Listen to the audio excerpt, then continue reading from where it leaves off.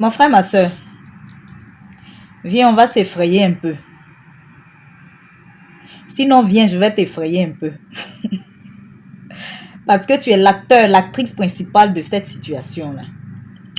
Quelquefois, c'est bien, hein, c'est bien un peu d'avoir peur quand même. C'est quelquefois bon de s'effrayer un peu. Donc, dans cette histoire, il y a Dieu le Dieu, il y a toi et il y a moi. Aujourd'hui, là, souffre, permets, s'il te plaît, que je joue le bon rôle. Voilà, c'est juste pour la circonstance, hein. C'est juste pour la circonstance, t'inquiète. Donc, comme je te disais, Dieu le Dieu, c'est quelqu'un qui fait le mal. Il est sans foi ni loi. Et dans cette histoire, Dieu le Dieu, un jour, malheureusement pour toi, tu rencontres son chemin.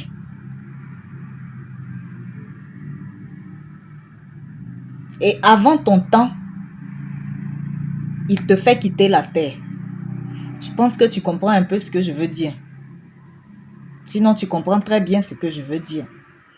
Donc, Dieu le Dieu, pardon, Dieu le Dieu, il court-circuite ta vie. Il t'envoie de l'autre côté avant le jour que Dieu avait prévu. Et malheureusement pour toi, tu ne connaissais pas Jésus, sinon tu ne connais pas Jésus. Tu n'as pas eu le temps de donner ta vie à Dieu. Tu n'as pas eu le temps de donner ta vie à Jésus.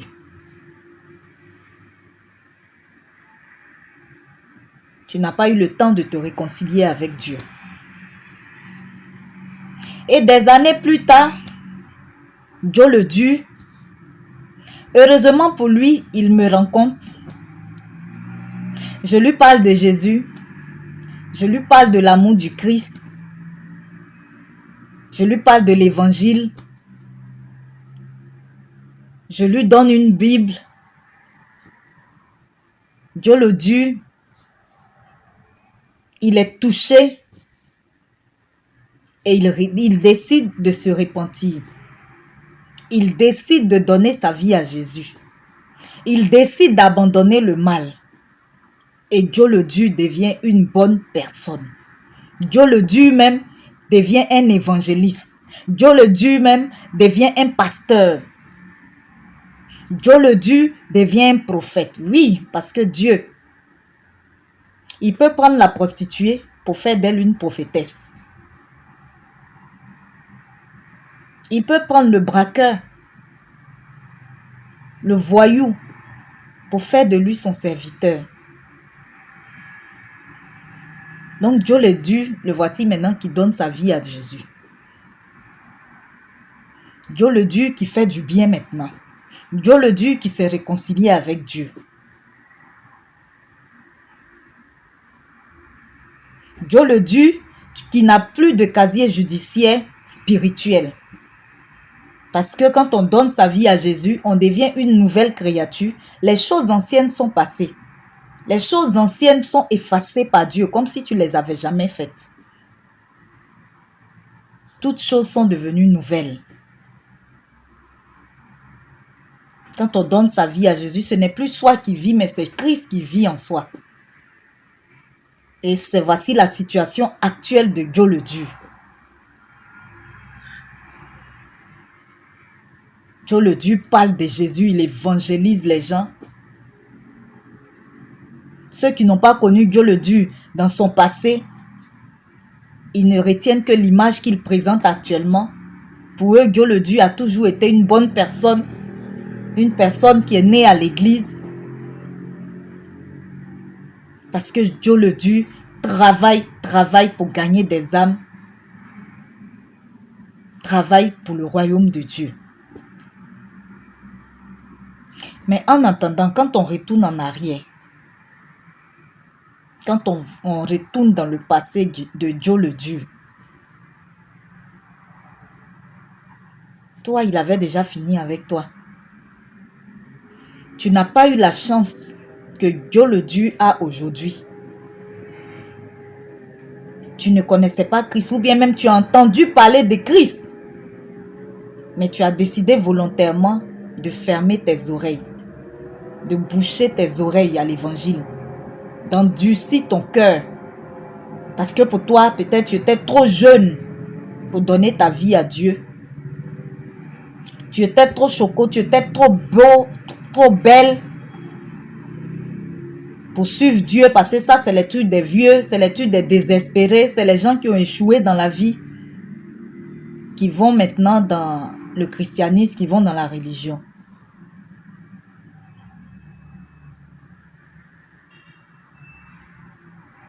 C'est quand on vieillit, on est à la fin de sa vie.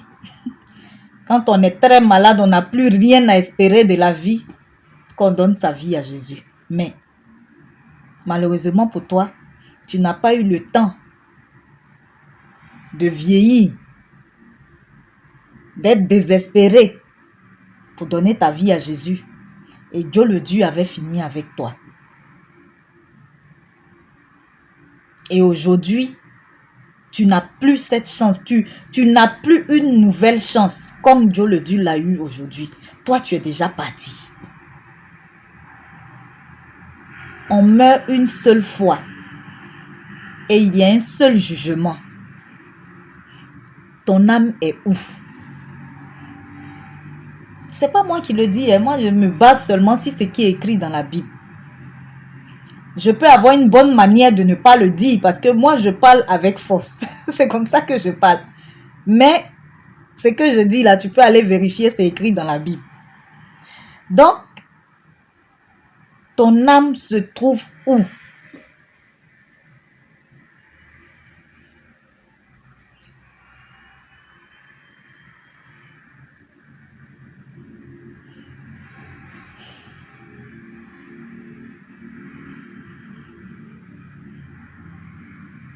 Dieu le Dieu qui t'a fait du mal,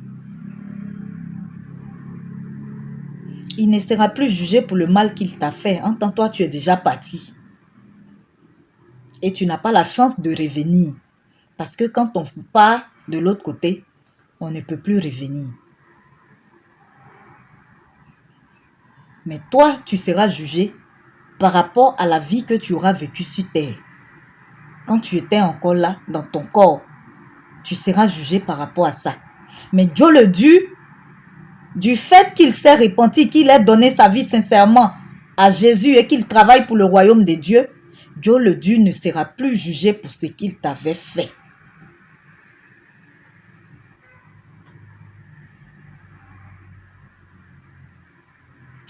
Hier, j'ai parlé avec une dame, une femme, je te dis, j'insiste, j'ai parlé avec une femme qui me disait que sa conjointe est morte. Sa conjointe est décédée. Sa femme, dans le français terre à terre. La femme me disait que elle, sa femme, est décédée. Toi aussi, tu pourrais me dire, alors que tu es un homme, tu pourrais me dire ta femme n'est plus, ou ton mari n'est plus. Pour ce genre de pratique, Dieu a détruit 2 villes, Sodome et Gomorrhe. Je pense qu'on est tous matures, on peut se comprendre. La dame qui me parlait hier, elle est encore là. Elle a encore une chance de se repentir. Mais celle qui est partie, étant dans ses pratiques, où se trouve son âme? Où se trouve son âme? Elle était encore dans cette pratique quand elle a quitté la terre. L'autre encore, elle vit. Elle a la chance d'attendre un jour l'évangile ou bien de se laisser un jour convaincre par l'évangile et changer de pratique et être sauvée. Alors que l'autre avec qui elle avait fait la pratique, peut-être même que c'est elle qui avait entraîné l'autre qui est parti dans cette pratique-là. Elle est encore vivante et elle a la chance d'être sauvée d'ici la fin de sa vie. Parce que ce qui compte, c'est comment tu quittes la terre. Peu importe ce que tu vas faire sur terre. La première personne à aller au paradis, c'était qui? Un bandit, un voleur de grand chemin, un tueur. Mais à la fin de sa vie, il a reconnu la vérité et il a été sauvé.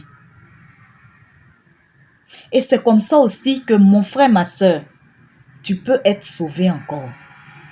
Peu importe la vie que tu vis, peu importe la vie que tu mènes, peu importe les personnes avec qui tu marches, tu peux encore être sauvé. Mais cela dépend de toi. Et tu dois savoir que nul ne détient la date de son départ. Nul ne détient la date de son départ. Et même si on n'est pas parti, Jésus peut revenir avant. Il y a deux cas. Soit lui il revient, soit c'est nous on s'en va avant. Mais dans tous les cas, est-ce qu'on est prêt? Est-ce qu'on est dans les bonnes dispositions? Est-ce qu'on est dans les bonnes conditions?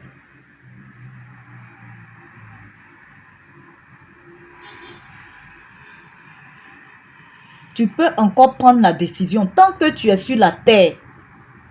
Peu importe ce que tu as fait, peu importe. Cela importe peu à Dieu. Lui, ce qu'il cherche, seulement que tu viennes à lui. Que tu viens t'humilier, tu reconnais le mal que tu as fait. Tu reconnais la mauvaise vie que tu mènes. Et tu dis, je viens tel que je suis, je viens et puis je me donne à toi. Je viens te donner ma vie. Et il va oublier. C'est nous les hommes, on n'oublie pas. C'est nous les hommes qui faisons de nos cœurs des prisons. Sinon Dieu. Lui-même, c'était quand tu viens. C'était comme si même tu n'avais jamais vécu cette vie du passé. Tu deviens une personne nouvelle. Avec un casier judiciaire spirituel vierge. Donc mon frère, ma soeur, il n'est pas encore tard pour prendre la bonne décision. Il n'est pas encore tard pour rebrousser chemin. Quitter sur la mauvaise voie. Et revenir sur la voie que Dieu avait déjà tracée pour toi. Il n'est pas encore tard. Personne ne sait comment il va quitter cette terre-là. Ni quand elle va quitter cette terre. Chaque jour, c'est pourquoi quand on dort, on se lève, on dit merci à Dieu. Quand on sort, on rentre, on dit merci à Dieu. Parce qu'il y a des gens qui sont sortis. Il y a des personnes qui ont dit à leurs femmes, à leurs enfants, à leur famille, à leurs collègues, on se retrouve ce soir. Ce soir, on va manger telle chose. Ce soir, on va aller dans tel endroit. Ok, demain, on se voit. Le week-end prochain, on fait telle chose. Et ce projet-là, ce programme-là, n'a jamais eu d'accomplissement. Pas parce que ces personnes-là ne voulaient plus,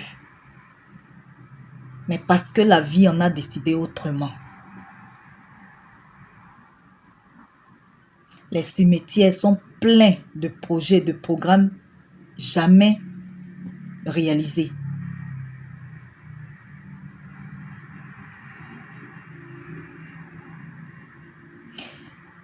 Nul ne détient la date de son départ. Il n'y a pas d'âge pour donner sa vie à Jésus. Il n'y a pas de circonstances pour donner sa vie à Jésus. Il n'y a qu'une volonté, une décision qu'on prend pour dire je donne ma vie à Jésus. Je décide de changer ma vie. Je ne te dis pas que ça va changer comme d'un coup de bâton magique. Non. Mais prends déjà la décision. Le reste, le Saint-Esprit s'en occupera.